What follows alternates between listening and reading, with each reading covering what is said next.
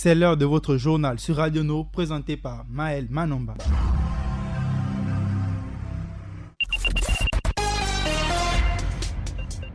Radio Nour, il est 16h.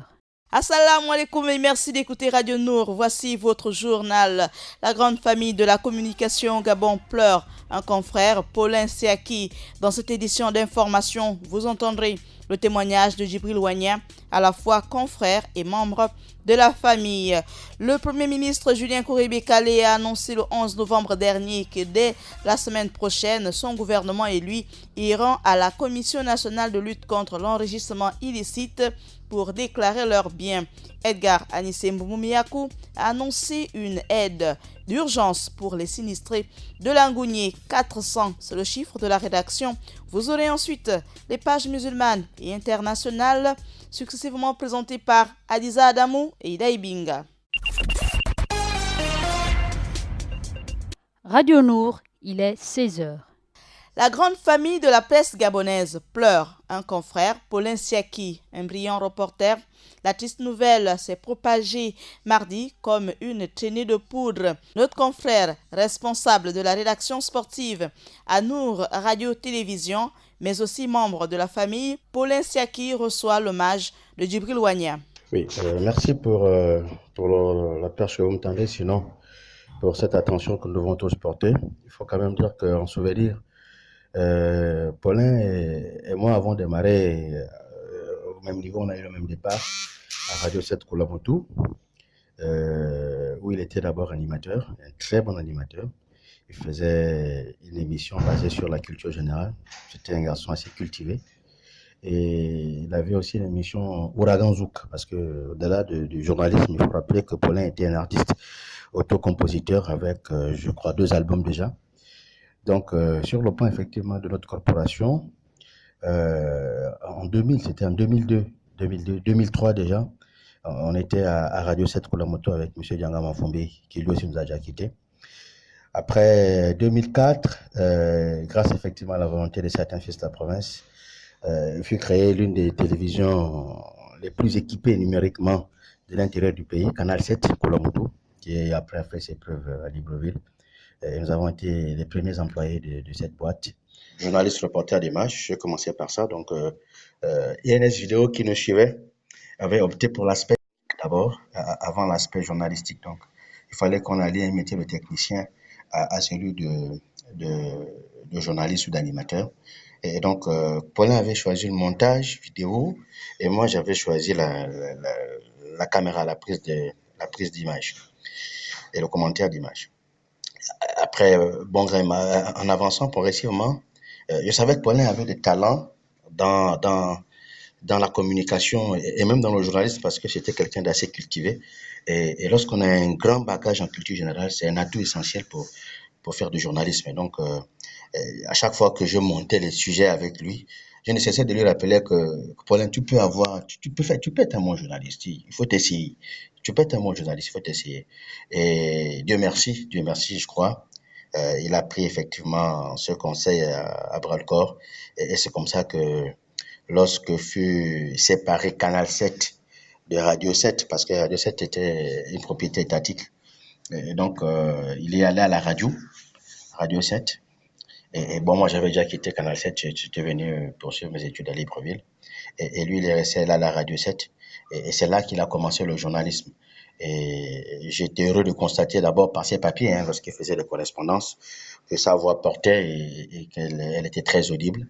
Et je crois que les responsables de Radio Gabon et de Gabon Télévision ont vu en Paulin quelqu'un qui pouvait effectivement avoir des potentialités. Il est d'abord venu au départ pour un stage à Gabon Télévision. Et au fil du temps,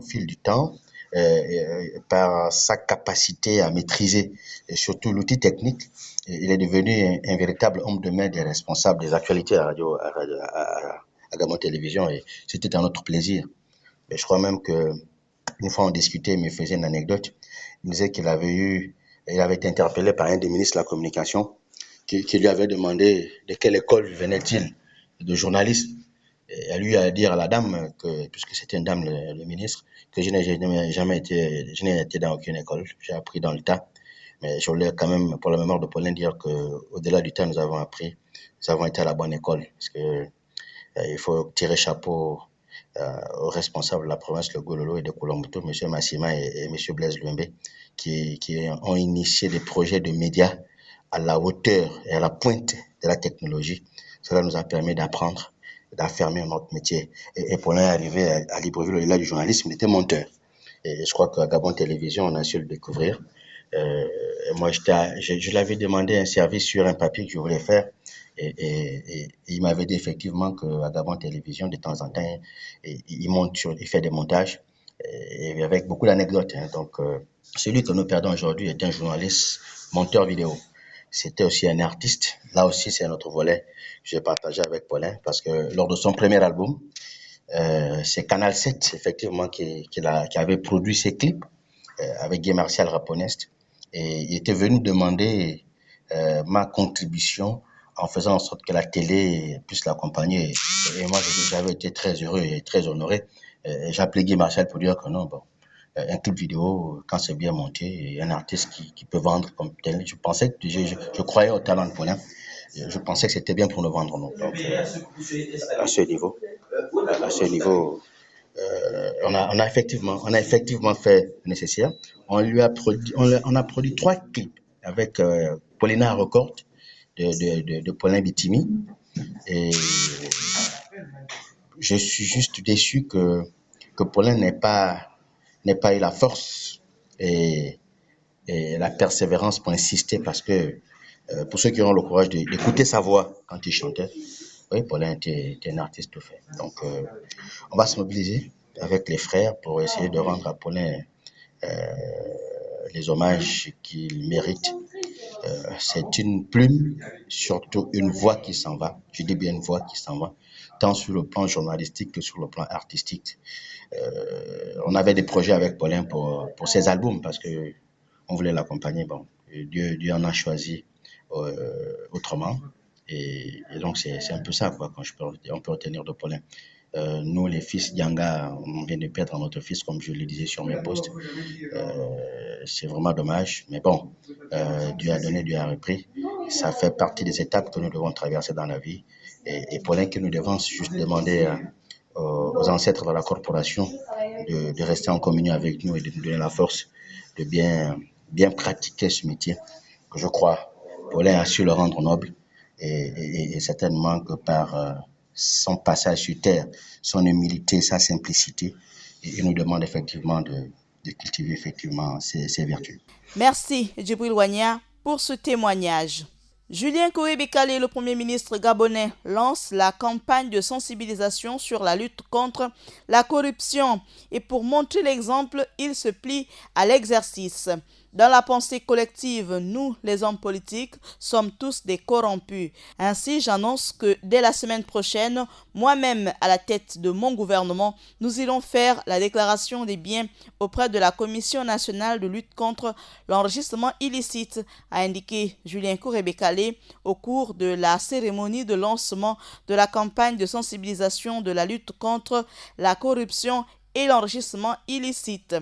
Il faut savoir que l'article 5 nouveau de la loi numéro 002/2003 dispose, je cite, « Tout dépositaire de l'autorité de l'État est astreint à l'obligation d'établir une déclaration de ses biens avant son entrée en fonction tous les 3 ans pendant la durée de celle-ci et au moment de la cessation de la dite fonction. » Fin de citation. Le ministre gabonais de l'Intérieur, Edgar Anissé-Mboumbou Miakou, a annoncé lundi dernier le déblocage d'une aide d'urgence de 500 millions de francs CFA pour les victimes d'inondations dans la province de la Ngouni. Le chef de l'État, son Excellence Ali Bongo Ondimba, a demandé au Premier ministre, au ministre de l'Intérieur et à celui des eaux et forêts, de la mer et de l'environnement de mettre en place un plan d'urgence. Un plan d'urgence pour 4000 sinistrés. 4000, c'est le chiffre de la rédaction. Ce sont au total 4000 familles sinistrées qui ont été recensées par les services techniques du côté de Mouila dans la province de la Ngouni. 4000 familles sinistrées. Nous ouvrons à présent la page musulmane avec Adiza Adamou et Sono. Assalamu alaikum Adiza. Walaikum salam Maël. Dans la page musulmane du jour, on parle en Gambie de plainte contre la Birmanie. On évoque cette pétition en Algérie pour soutenir les journalistes de la radio nationale. Pour finir, on parle de l'ambassade israélienne en Afrique du Sud qui ferme. On démarre l'actualité musulmane en Gambie qui porte plainte contre la Birmanie sur le sort des Rohingyas. La Gambie a déposé plainte lundi dernier devant la Cour internationale de justice contre la Birmanie pour le génocide des Rohingyas. Cette cour de l'ONU basée à La Haye est chargée de régler les différends entre États. En préparation depuis plusieurs mois, cette plainte est portée par Banjul au nom de l'Organisation de la coopération islamique. Cette plainte, Maël, a été déposée par la Gambie au nom de l'Organisation de la coopération islamique. Le génocide concerne l'humanité tout entière, a expliqué à La Haye le ministre de la Justice gambien.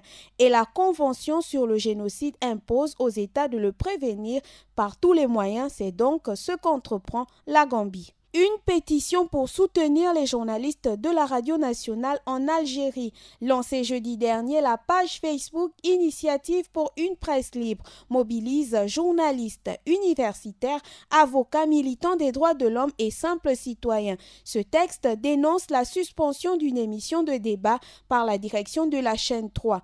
Les signataires de cet appel critiquent le verrouillage du champ médiatique. L'ambassade israélienne en Afrique du Sud ferme ses portes. Selon le journal israélien, le ministre des Affaires étrangères israélien a été confronté plus tôt dans l'année à un déficit budgétaire de 100 millions de dollars qui a conduit à l'annulation de plusieurs événements clés nationaux, entre autres problèmes financiers. Le journal israélien a aussi rapporté que le ministère israélien des Affaires étrangères a subi des coûts budgétaires sévères dans les années récentes, principalement comme conséquence de la canalisation des fonds par le ministère des Affaires stratégiques d'Israël pour la lutte contre le mouvement de boycott, désinvestissement et sanctions. Le gouvernement israélien a consacré environ 72 millions de dollars à essayer d'arrêter le mouvement. Ainsi s'achève l'actualité dans le monde musulman du jour. Sur ce, je vous dis Assalamu alaikum wa rahmatullahi wa barakatuh.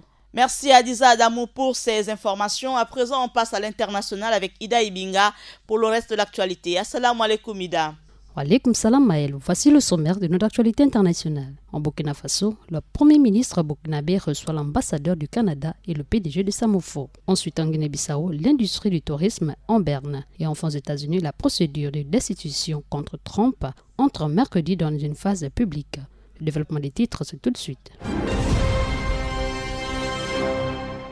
En déroule l'actualité internationale au Burkina Faso, le premier ministre burkinabé reçoit l'ambassadeur du Canada et le PDG de Samofo. Plusieurs jours après l'attaque terroriste qui a visé un convoi de la société minière Semafo, la société n'envisage pas la fermeture définitive de la mine. C'est ce qu'a annoncé le président du directeur général après avoir rencontré le premier ministre burkinabé à Ouagadougou. L'attaque du convoi a coûté la vie de 39 personnes et fait 60 de blessés parmi les travailleurs de la mine de Samofo. À Bongo, les opérations de production sont à l'arrêt sur le site. Ajoutons l'actualité africaine qu'en Guinée-Bissau, l'industrie du tourisme en berne. À moins de 2 semaines de la présidentielle, la Guinée-Bissau fait face à une nouvelle période d'incertitude. L'instabilité politique à laquelle le pays fait face depuis plusieurs années pèse sur l'économie et notamment sur le tourisme. Soulignons qu'à moins de 2 semaines de la présidentielle prévue le 24 novembre prochain, mais la CEDEAO a annoncé le renforcement de sa force sur place, mais l'organisation ouest-africaine fait pression sur le président José Mario Vaz qui a provoqué un bras de fer au sommet de l'exécutif en limogeant le premier ministre Aristide Gomez il y a 2 semaines. Ce pays de moins de 2 millions d'habitants est secoué par des crises politiques chroniques. Depuis son indépendance,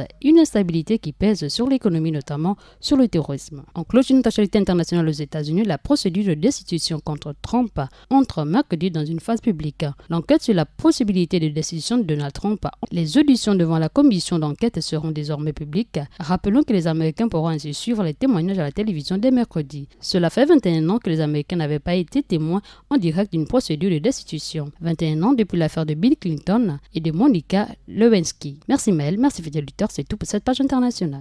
Merci Ida Ibinga. Merci à Axel Kumba pour avoir assuré la mise en onde de cette édition d'information. L'information sur Radio Nour, souvenez-vous, c'est à 20h à 23h et à 8h, sans oublier votre édition en direct de 16h. Bon confort d'écoute sur la meilleure des stations. Assalamu alaikum et à la présentation, Maël Manomba. L'actualité continue, c'est sur Facebook et sur notre chaîne en ligne YouTube. Bon confort d'écoute.